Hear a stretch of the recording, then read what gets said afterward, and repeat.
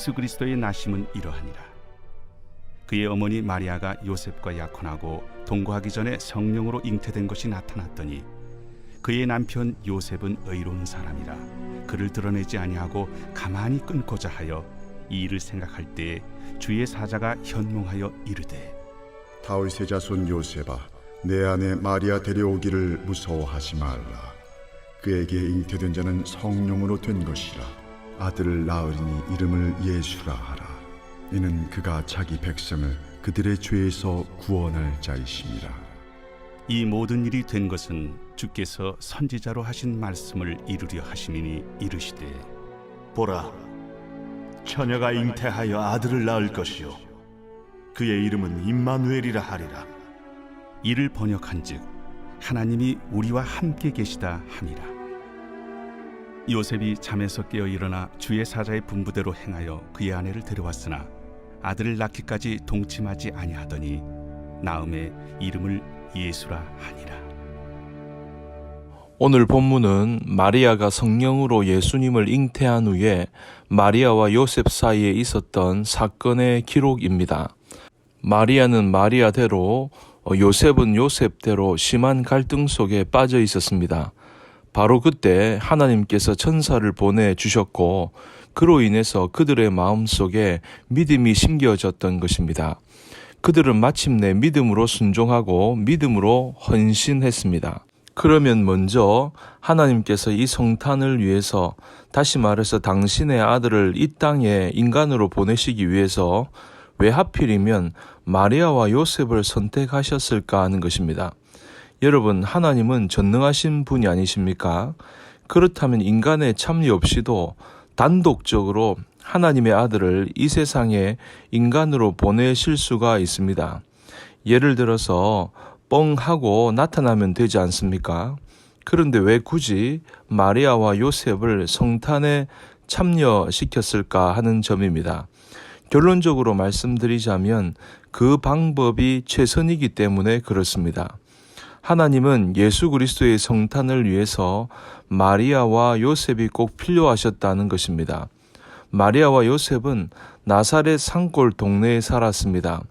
우리식으로 말하면 갑돌이와 갑순이라고 말할 수 있죠. 완전히 이웃집에 살았습니다. 이웃에서 늘 보고 살고 사랑했고 결혼을 약속을 했습니다. 그런데 어느 날 천사가 마리아를 찾아와서 네가 아이를 가지게 될 것이다. 그러니까 깜짝 놀라지 않겠습니까? 그 아이는 바로 하나님의 아들인데 성령의 능력으로 잉태될 것이다. 마리아는 놀랐지만 결국 받아들였습니다. 마리아의 배가 불러오기 시작합니다. 바로 가까이에 사는 요셉을 어떻게 숨길 수가 있겠습니까?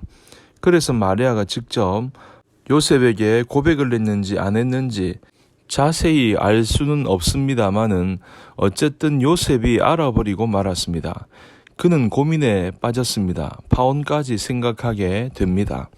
마리아는 자기가 사랑하는 사람인데 처녀의 몸에서 아이를 성령으로 가졌다고 하면 누가 그것을 믿겠습니까? 천사가 나타났다고 하면 그것을 누가 믿겠는가 하는 것입니다. 그런 고민에 빠진 요셉에게 오늘 본문에 보니까 방문을 하게 됩니다. 그래서 마리아가 가지게 된 아기는 절대로 부정한 관계 속에서 생겨난 아이가 아니라 하나님의 아들이 성령으로 잉태된 것임을 설명해 주고 있습니다. 그리고 아예 이름까지 지어줍니다. 그 말씀을 21절에 하고 있습니다. 아들을 낳으리니 이름을 예수라 하라. 이는 그가 자기 백성을 그들의 죄에서 구원할 자이심이라 하니라. 아기의 이름을 예수라고 정해 주시면서 그 이름의 뜻이 바로 자기 백성을 그들의 죄에서 구원할 자이심이라고 말씀했습니다. 한마디로 말하면 구원자, 구세주 그런 뜻입니다. 그러면서 이렇게 구원자로 오시는 것은 갑자기 뜬금없이 이루어진 기적이 아니다. 이것은 구약시대부터 오래전부터 예언되어졌던 것이 성취된 것이다 라고 하는 것입니다. 22절에 보니까 이 모든 일이 된 것은 주께서 선지자로 하신 말씀을 이루려 하심이니 여기 선지자는 이사야 선지자입니다. 23절에 보니 보라 처녀가 잉태하여 아들을 낳을 것이요 그의 이름은 임마누엘이라 하리라 하셨으니 이를 번역한즉 하나님이 우리와 함께 계시다 함이라. 별명까지 가르쳐 주었습니다. 임마누엘, 하나님이 우리와 함께 계시다. 하나님이 인간이 되어서 인간들 가운데 사시고 인간들을 죄와 사망에서 구원하시는 구원자가 되신다는 것입니다. 그러면 하나님의 아들 예수 그리스도가 구원자이신데 왜 꼭 인간이 되셔야만 하는가? 그 이유는 인간을 죄에서 구원하시기 위해서 대속을 해야 하기 때문입니다. 대속이 뭡니까? 남의 죄를 대신 치루어 주는 것입니다. 그러니까 인간의 죄를 대신 치루어 주면 인간이 되어야 합니다. 또 무죄해야 합니다. 하나님의 아들이 인간으로 오셔서 또 죄 없는 분으로 오셔서 인간을 구원하게 되었다는 것입니다. 그러므로 여러분, 우리 예수님은 우리의 죄를 담당하기 위해서 구원하기 위해서 인간의 몸을 입고 이 땅에 오신 것입니다. 그리고 예수님은 십자가 대속으로 우리를 죄와 사망에서 구원하신 후에 그대로 방치하지 않으십니다. 천국에 들어가는 그 순간까지 함께 하십니다. 언제 어디서 무엇을 하든지 우리와 함께 해 주십니다.